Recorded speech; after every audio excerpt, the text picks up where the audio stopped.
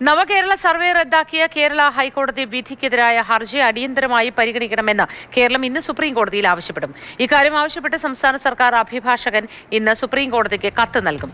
ഹർജി അടുത്തയാഴ്ച ആദ്യം കോടതിയുടെ പരിഗണനയിൽ എത്തിക്കാൻ സർക്കാർ നീക്കം. നവകേരള സർവേ റദ്ദാക്കിയ കേരള ഹൈക്കോടതി വിധിക്കെതിരെ സംസ്ഥാന സർക്കാർ നൽകിയ അപ്പീൽ അടിയന്തരമായി പരിഗണിക്കണമെന്ന ആവശ്യം സർക്കാർ ഇന്ന് സുപ്രീം കോടതിയിൽ ആവശ്യപ്പെടും. ഇതുമായി ബന്ധപ്പെട്ട് സംസ്ഥാന സർക്കാരിൻ്റെ standing council CK Sasi supreme കോടതിയിൽ അപേക്ഷ നൽകുമെന്നാണ് ലഭിക്കുന്ന വിവരം. ഈ അടുത്ത ആഴ്ച ആദ്യം തന്നെ ഈ ഹർജി സുപ്രീം കോടതിയുടെ പരിഗണനയ്ക്ക് കൊണ്ടുവരാനുള്ള ശ്രമമാണ് ഇപ്പോൾ സർക്കാരിൻ്റെ ഭാഗത്ത് നിന്ന് ഉണ്ടായിരിക്കുന്നത്. ഇന്നലെ വൈകിട്ടോടുകൂടി ഈ കേസിൽ സംസ്ഥാന സർക്കാർ ഫയൽ ചെയ്ത ഹർജിയിൽ സുപ്രീം കോടതി രജിസ്ട്രി നോട്ടീസ് നൽകിയിരുന്നു.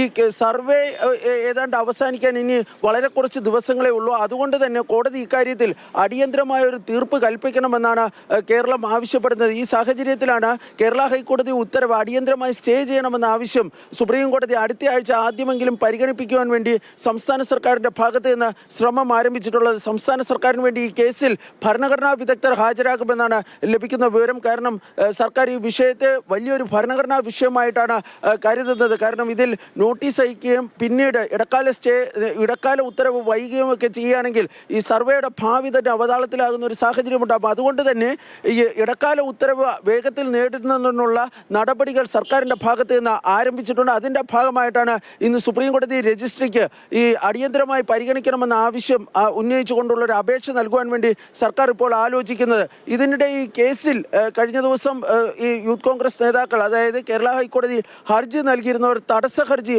ഫയൽ ചെയ്തിട്ടുണ്ട്. തങ്ങളുടെ വാദം കേൾക്കാതെ ഇടക്കാല ഉത്തരവ് പുറപ്പെടുവിക്കരുതെന്ന് ആവശ്യപ്പെട്ടാണ് ഈ തടസ്സ ഹർജി ഫയൽ ചെയ്തിരിക്കുന്നത്.